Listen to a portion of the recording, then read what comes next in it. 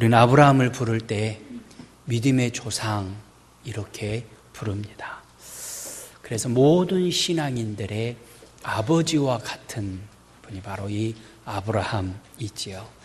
그래서 구약 성경에서 하나님을 소개할 때도 아브라함의 하나님, 이삭의 하나님, 야곱의 하나님 이렇게 소개할 정도로 이 아브라함은 믿음을 우리에게 가르쳐주는 가장 좋은 그런 리더자가 되어집니다.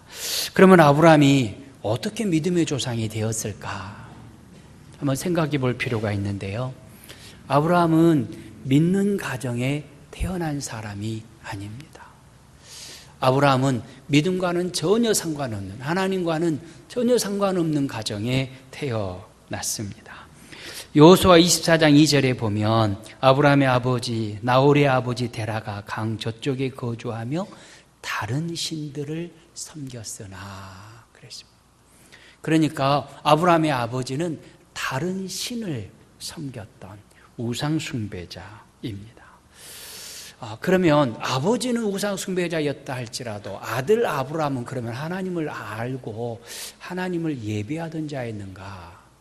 그렇지도 않습니다.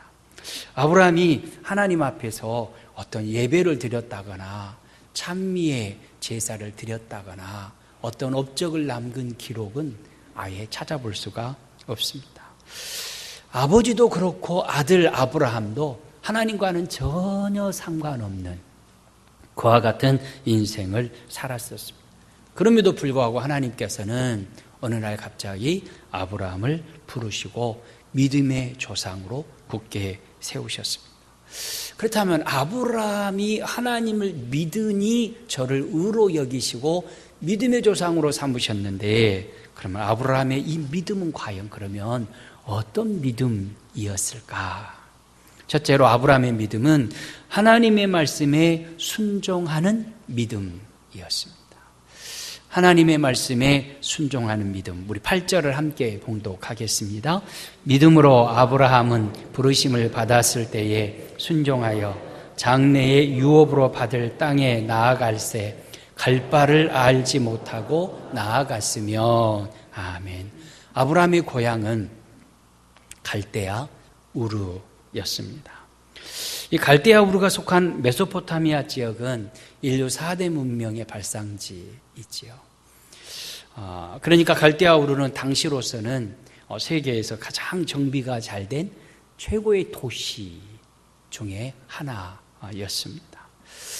그러니까 아브라함은 그 갈대아 우르에서 살면서 어려서부터 문명의 도움을 받았습니다. 도시에서 문화생활을 하면서 살았던 사람이라는 것입니다. 그의 아버지 이 데라가 살았던 그곳에서 아브라함이 살면서 문명의 도움을 받았는데 문제는 그 갈대아 우르가 달이라는 신을 섬기는 그런 도시였다는 것입니다. 달의 신, 난나라고 불리우는데 그 달을 신으로 섬기는 사람들이 그 갈대아 우르 지역에 많이 모여서 살고 있었습니다. 아브라함의 아버지 데라도 그래서 우상을 만들어서 팔기도 하고 숭배하면서 그것을 가업으로 여기며 살았던 것입니다. 그런데 그런 가문의 아들 아브라함을 하나님께서 찾아오시고 불러주셨습니다. 창세기 12장 1절 말씀입니다. 함께 봉독합니다. 여호와께서 아브라함에게 이르시되 너는 너의 고향과 친척과 아버지의 집을 떠나 내가 내게 보여줄 땅으로 가라. 아멘. 하나님께서 갈대아 우르에서 살고 있었던 아브라함을 찾아오셔서 부르셨습니다. 그때 아브라함의 나이가 75세이지요. 75세가 된 아브라함에게 고향을 떠나라 라고 하나님께서 말씀하십니다. 그때 아브라함은 하나님, 제 나이가 75세입니다. 그러니 제가 이 나이에 어떻게 고향을 떠나겠습니까? 그냥 이곳에서 살겠습니다 라고 말하지 않습니다. 하나님께서 아브라함을 부르셨을 때 아브라함을 어디로 가야 할지 알지도 못한 채 이삿짐을 싸고 즉시 순종해서 걸어갑니다. 그러니까 아브라함이 하나님을 처음 믿었을 때의 그 믿음은 순종하는 믿음이었습니다. 하나님을 알지 못합니다. 하나님을 만난 적도 없습니다. 그 전에는 하나님의 음성을 들었던 적도 없습니다. 그런데 어느 날 어떤 음성이 들려왔습니다. 인자하고 사랑이 가득 담긴 목소리로 아브라함아 라고 부르면서 너는 고향도 떠나고 친척도 떠나고 아버지 집도 떠나라. 내가 너에게 가야 할 곳을 지시하겠다. 지금 떠나라 라고 말씀하셨습니다. 아브라함은 그 음성을 잊을 수가 없었습니다. 생전 처음 듣는 음성이었지만 그렇게 따뜻하고 자상한 음성으로 인도하는 그분이라면 내가 순종하고 따라가면 내게 좋은 일이 있겠지 라는 정도의 믿음으로 하나님이 들려주신 음성 듣고 순종하여 이삿짐을 싼 것입니다.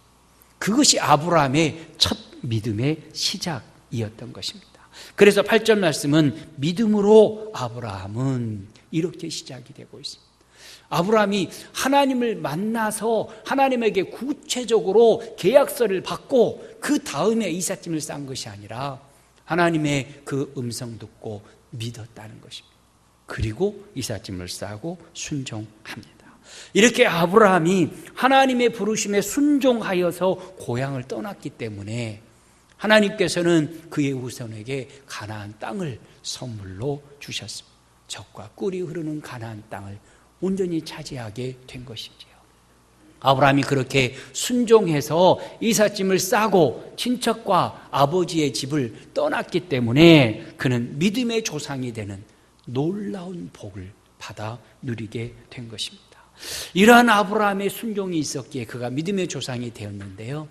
아브라함이 믿음의 조상으로서 온전하게 굳게 설 수 있었던 위대한 순종은 이제 22장에서 창세기 22장에 나타나고 있습니다. 창세기 22장 2절에 하나님은 명령하십니다. 함께 봉독하겠습니다. 여호와께서 이르시되 내 아들 내 사랑하는 독자 이삭을 데리고 모리아 땅으로 가서 내가 내게 일러준 한 산 거기서 그를 번제로 드리라. 아멘. 지금 아브라함이 100살에 낳은 아들 이삭을 번제로 드려라 라는 하나님의 명령을 우리가 함께 읽었습니다. 요정 하갈에서 낳은 이스마엘은 이미 내보냈습니다. 이스마엘은 육체를 따라 난 아들이기에 내보내라 하나님이 명령하셨고 그 말씀에 순종해서 내보냈습니다. 그러니 이 아브라함에게는 오직 독자 이삭만 있는 것입니다.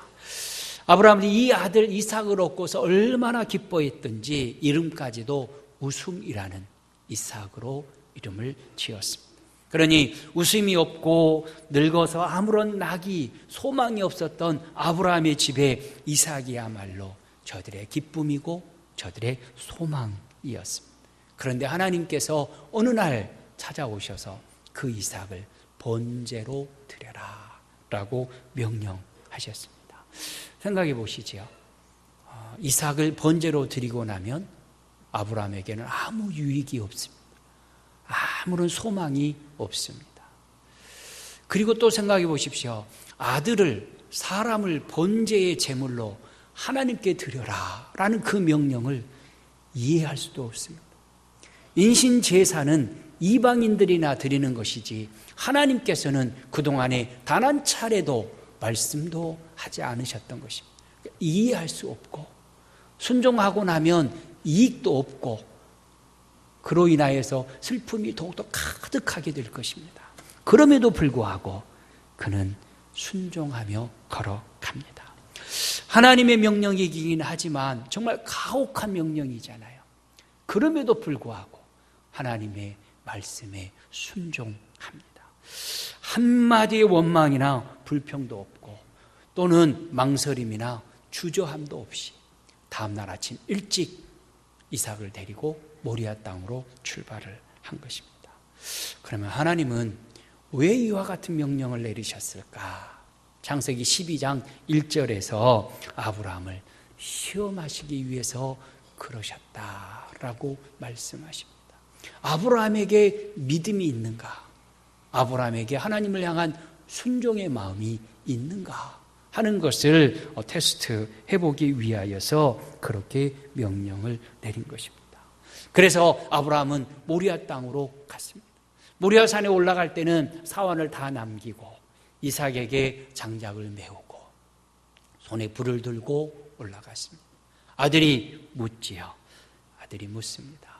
장작도 있고 불도 있는데 재물이 없네요. 하나님이 준비하신단다. 그 이야기하는 아브라함의 마음은 무너지고 또 무너졌을 것입니다. 단을 쌓고 장작을 올리고 이삭을 잡으려고 하는 그 순간에 아브라함아 급하게 하나님이 부르셨습니다. 그동안에는 아브라함이 아들을 제물로 드린다는 것 때문에 무거운 마음, 고통스러운 마음, 어쩌면 입술이 다 부르트고 혀가 다 상한 그런 가운데 단위에 올랐는데 그때부터는 하나님이 바쁘신 거죠. 정말로 칼로 아들을 잡을 수 있는 아브라함인 것을 하나님이 아시기에 급하게 부르십니다. 그리고는 내가 이제야 네가 하나님을 경외하는 줄을 아노라 라고 22장 12절에서 말씀하십니다. 하나님 앞에서 그의 믿음과 순종을 인정받은 것입니다. 아브라함의 신앙, 아브라함의 순종은 바로 이와 같습니다. 망설임도 없습니다. 주저함도 없습니다. 하나님 말씀하시면 이해하고 순종하는 믿음이 그에게 있었던 것이죠. 그래서 창세기로부터 시작해서 신약에 이르기까지 아브라함에 관한 모든 기록을 읽어보아도 아브라함이 평생 단 한 번도 하나님 앞에서 아니요 라는 말을 한 적이 없습니다. 하나님 안 됩니다. 하나님의 그 뜻에는 나는 반대합니다 라는 얘기를 한 차례도 하지 않았습니다. 언제나 하나님 말씀하시고 하나님이 인도하시면 예 하고 답을 한 것입니다. 하나님께서 내게 가장 좋은 것을 주시려고 하나님께서 많이 계획을 세우시고 실행하기 위해서 말씀하셨으니 저는 예만 하겠습니다 라고 그는 순종했던 것입니다. 그래서 고향을 떠나라 그러면 예 하고 떠났습니다. 할례를 행하라 그러니 예 하고 할례를 행했습니다. 이스마엘을 집에서 내쫓아라 예 하고 내쫓았습니다. 독자 이삭을 번제로 드려라 예 하고 순종했던 것입니다. 이렇게 하나님 앞에 예만 있었던 순종의 사람 아브라함, 그는 하나님 앞에서 놀라운 축복을 받습니다. 풍성한 재물을 그는 받았습니다. 자손의 축복도 그는 받았습니다.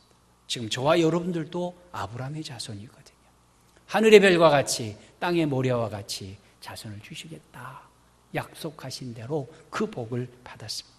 또한 믿음의 조상이 되어서 복의 근원, 복의 통로가 되는 복도 아브라함은 누리며 살았습니다.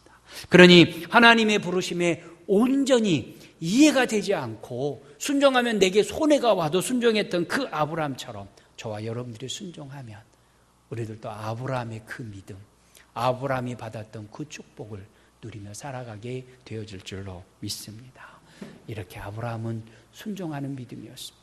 두 번째로 아브라함의 믿음은 약속의 땅에서도 나그네로 살아갈 줄 아는 믿음을 가지고 있었습니다. 오늘 9절 말씀, 본문 9절 함께 봉독하겠습니다. 믿음으로 그가 이방의 땅에 있는 것 같이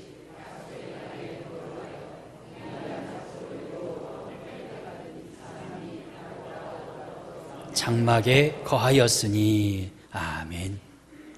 갈대아우를 떠나서 하란을 거쳐서 가나안 땅에 도착을 했습니다. 하나님께서 인도하셨습니다. 그래서 가나안 땅에 도착을 했는데 도착한 가나안 땅은 다른 족속들이 살고 있었습니다. 아브라함과 그 후손에게 주시리라 약속하신 땅이었는데 실제로 아브라함이 가서 보니까 아브라함이 그 땅을 얻지를 못하고 그 땅에서 장막을 치고 나그네로 그는 살아갑니다. 사도행전 7장 5절에 보면 발붙일 만한 땅도 없었다. 우리 함께 봉독합니다. 그러나 여기서 발붙일 만한 땅도 유업으로 주지 아니하시고 다만 이 땅을 아직 자식도 없는 그와 그의 후손에게 소유로 주신다고 약속하셨으며. 아멘. 아브라함은 살아가는 동안에 가나안 땅을 온전히 유업으로 받지를 못했습니다. 물론 아브라함이 소유했던 땅은 있습니다. 아내 사라가 죽었을 때 장사 지내기 위해서 햇사람에게 막벨라 굴이 있는 그 밭을 샀습니다. 오직 그거 하나 아브라함의 소유의 땅이었지 나머지는 얻지를 못했습니다. 가나안에 도착을 했지만 그 땅을 온전히 소유하지 못했고 한 곳에 정착하여 살아가지도 못했습니다. 그래서 장막을 가지고 천막을 가지고 여기다 천막 치고 살고 또 저기 옮겨서 천막 치고 살며 나그네처럼 살았다라는 것입니다. 그럼 아브라함만 그랬느냐? 그렇지 않습니다. 이삭도 야곱도 역시 장막에 거하였다라고 말씀합니다. 이렇게 아브라함이 나그네로 살았다. 나그네로 살면서 왜 고향 땅으로 돌아가지 않았을까? 보통 사람들은 고향을 떠나서 객지에 살다가 정착하지 못하고 힘들고 어려우면 고향 생각을 하지요. 그리고 나이 들면 고향 땅으로 돌아가는 것이 로망이기도 합니다. 그런데 아브라함은 끝까지 돌아가지 아니하고 나그네로 삽니다. 그 이유는 하나님을 믿는 믿음이 있었기 때문에 그렇습니다. 하나님이 지금 내가 밟는 이 땅을 후손에게 주시겠다고 약속하셨다. 그 믿음 붙들고 나는 이곳에서 살아가면 하나님께서는 반드시 그 약속을 이루실 것이다 라는 믿음이 있었다는 것이죠. 그래서 9절 말씀도 8절 말씀처럼 믿음으로 라는 단어가 먼저 등장을 합니다. 아브라함이 믿음으로 이사했고 믿음으로 나그네로 살지만 그 땅에 장막치고 살았다라는 것입니다. 하나님께서 그 땅을 주실 것을 약속하셨으니 믿고 인내하며 기다릴 줄 알았다는 것입니다. 그렇다면 아브라함이 가나안에서 그 땅을 사지 못했을까요? 그렇지 않습니다. 아브라함은 그 땅을 사고도 남을 만한 풍성한 물질을 가지고 있었습니다. 엄청난 부자였습니다. 그뿐만이 아닙니다. 그의 아들 이삭도 거부로 표현이 되어집니다. 창세기 13장 2절 함께 봉독합니다. 아브라함에게 가축과 은과 금이 풍부하였더라. 하나님께서 풍부하다고 하십니다. 그러니까 부자이지요. 그러니까 가나안 땅 어느 좋은 몫은 사고도 남고요. 그리고는 그 땅상에 성을 짓고 송주처럼 떵떵거리고 살 수 있을 만한 경제적인 부유함이 있었다는 것입니다. 이삭을 보시죠. 26장 12절 13절 시작. 이삭이 그 땅에서 농사하여 그 해에 100배나 얻었고 여호와께서 복을 주심으로 그 사람이 창대하고 왕성하여 마침내 거부가 되어. 창대하고 왕성하다. 사람이 보았을 때 창성하고 왕성한 정도가 아니고요. 하나님께서 보실 때 창성하고 왕성하고 거부입니다. 가나안 땅 다 사도 넉넉할 만한 부자였다는 것입니다. 그러니 제가 이 정도 재물을 갖고 있다면 땅을 다 사버렸을 것 같고요. 큰 성을 짓고 그 안에서 영원토록 살 것처럼 그렇게 누리며 살아갈 것 같습니다. 그런데 아브라함은 그렇게 하지 않습니다. 이삭도 그렇게 하지를 않고 장막에 거했습니다. 왜 그랬을까? 이 땅을 살아가는 나그네인 것을 알았기 때문이다 말씀하십니다. 그래서 이 땅에서 나그네로 살지만 하나님께서는 약속하신 대로 반드시 이루신다는 것입니다. 그래서 고향으로 돌아갈 생각을 아예 하지를 않습니다. 자기만 고향으로 돌아갈 생각을 하지 않은 것이 아니라 아들 이삭도 고향 땅에 단 한 차례도 보내지를 않습니다. 창세기 24장에 보면 아브라함이 종을 메소포타미아 고향으로 보냅니다. 그러면서 아들 이삭의 신부감을 구해서 데려오라 라고 명령합니다. 그러자 종이 걱정이 태산입니다. 지금 자기들이 사는 것은 광야 땅입니다. 메마른 땅이죠.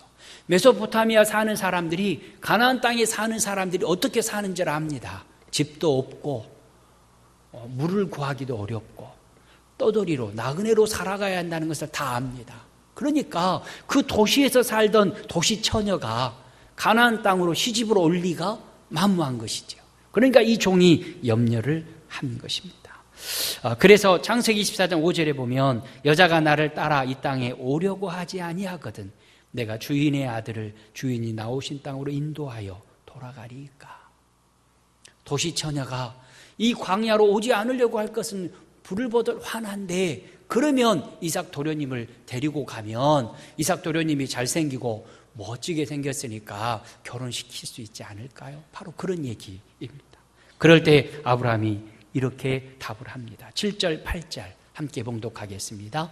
하늘의 하나님 여호와께서 나를 내 아버지의 집과 내 고향 땅에서 떠나게 하시고 내게 말씀하시며 내게 맹세하여 이르시기를 이 땅을 내 씨에게 주리라 하셨으니 그가 그 사자를 너보다 앞서 보내실지라 네가 거기서 내 아들을 위하여 아내를 택할지니라.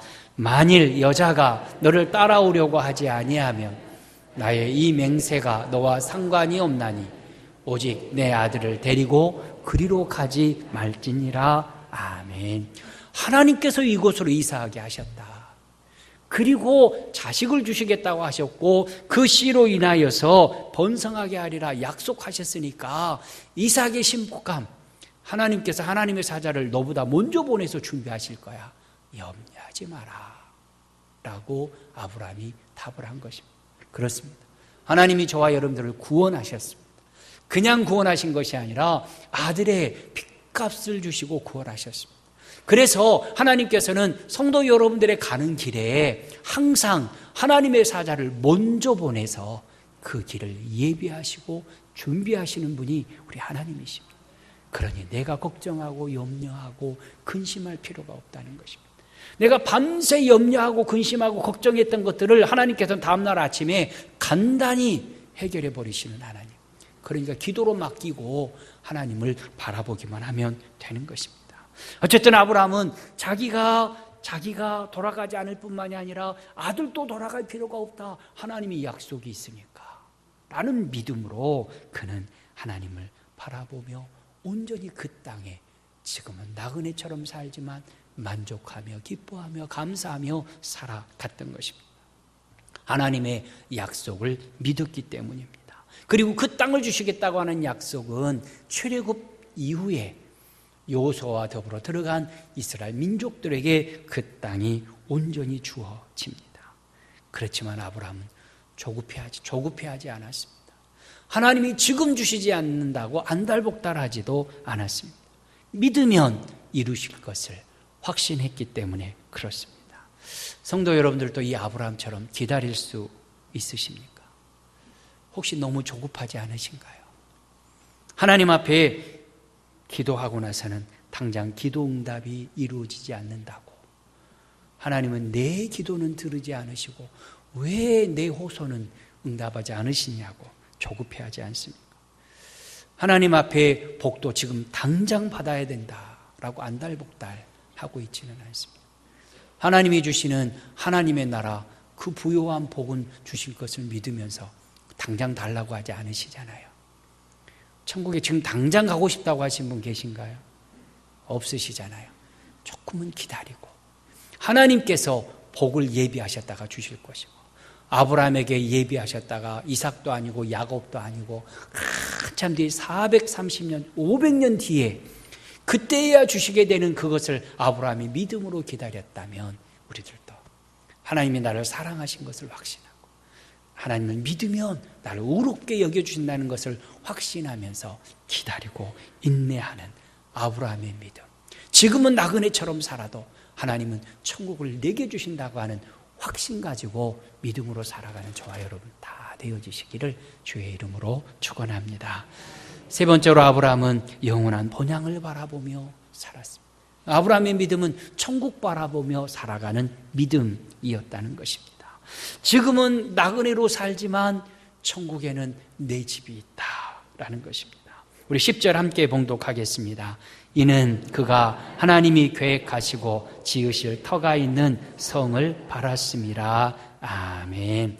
아브라함은 사람의 손으로 지은 성을 바라보지 않았다. 금도 있고 은도 있고 그냥 있는 게 아니라 풍부하게 있으니까 내가 성을 지어버리지라고 하지 않았습니다. 사람의 손으로 지은 성은 그것이 연약하고 무너져 버릴 수밖에 없다는 것을 알았기 때문이죠. 그래서 하나님이 계획하시고 하나님이 터를 닦으시고 세우실 그 성, 영원한 하나님의 나라를 사모하며 살았다. 그것을 영원한 본향을 바라보며 살았다라고 성경은 표현하고 있습니다. 그러니 아브라함의 삶의 목적, 삶의 초점은 이 세상 것이 아니었다라는 것입니다. 하나님의 나라가 삶의 목적이었다는 것입니다. 예수님 말씀하셨습니다. 먼저 그의 나라와 그의 의를 구하라.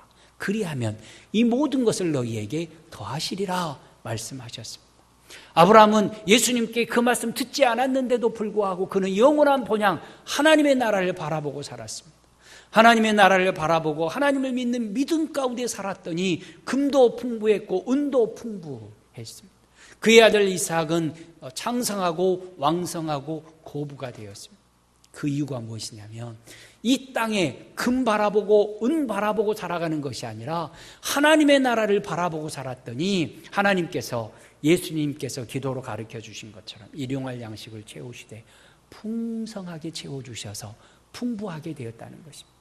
그런데 하나님을 알지 못하는 사람은 하나님의 나라를 목적으로 삼지 않고 세상의 금을 바라보고 세상의 은을 바라보고 그것을 목적으로 살아가다 보니까 하나님의 나라도 소유하지 못하고 이 땅의 금과 은을 많이 가지고 있어도 만족할 줄 모르는, 그래서 세상에 매여 사는 자들이 되어버리고 만다는 것입니다.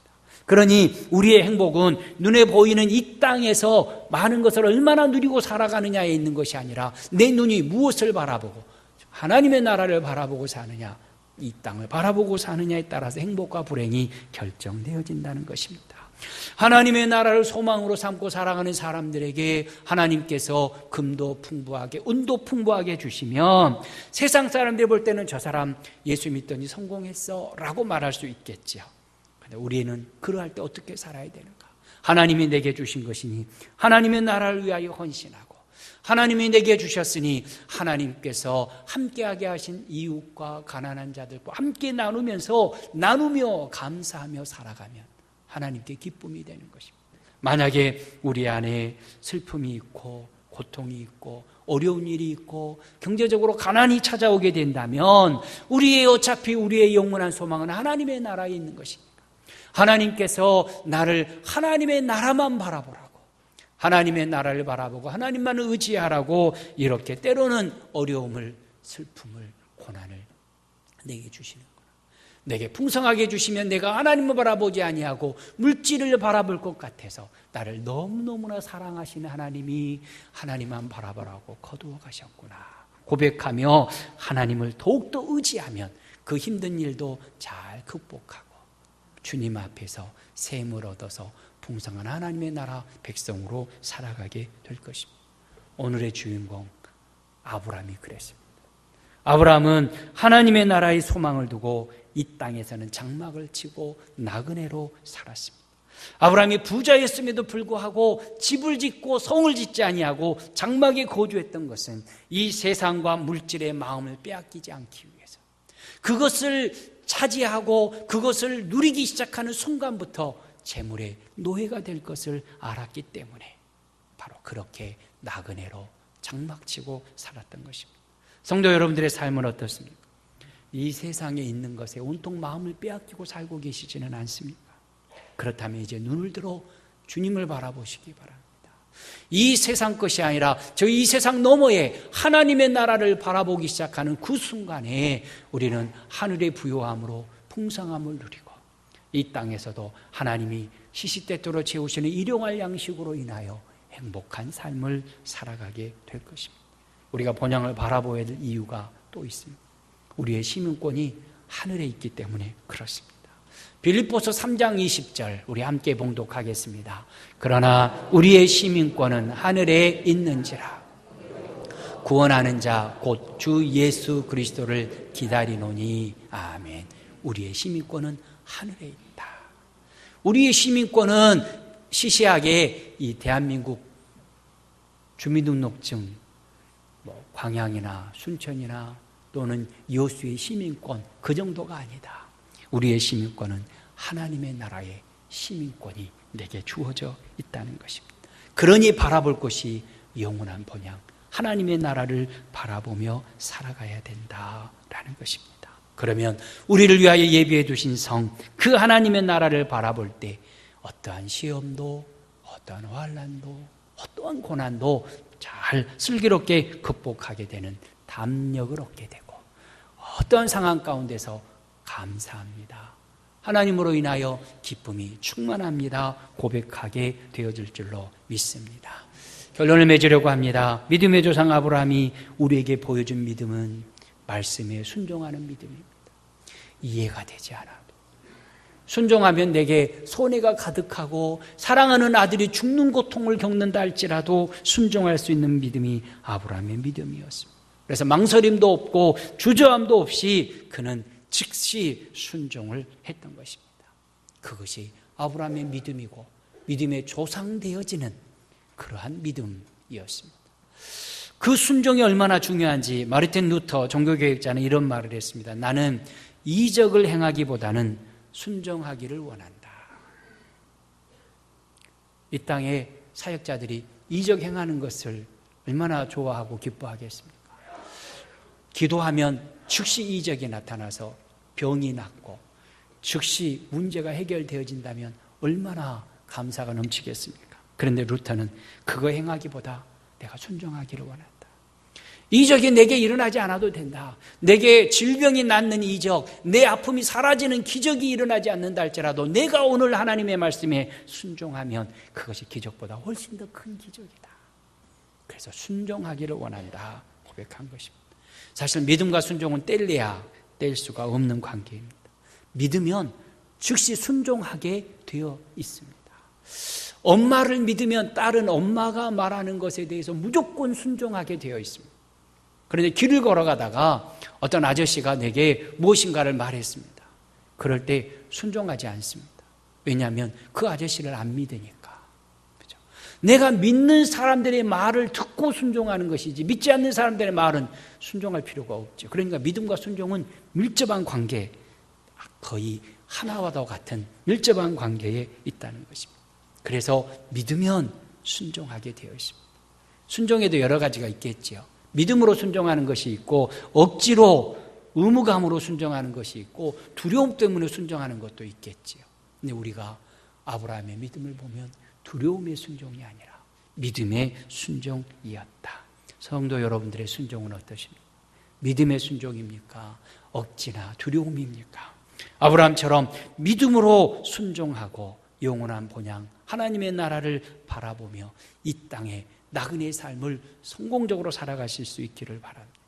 그럴 때 우리도 우리의 후손들에게 믿음의 조상이 되어질 것입니다. 아브라함처럼 영원한 본향을 바라보면서 하나님께서 내게 주신 말씀을 믿고 순종하여서 하늘의 복을 풍성하게 누리는 성도 여러분 모두 다 되어지시기를 우리 주의 이름으로 축원합니다. 하나님 아버지 감사합니다.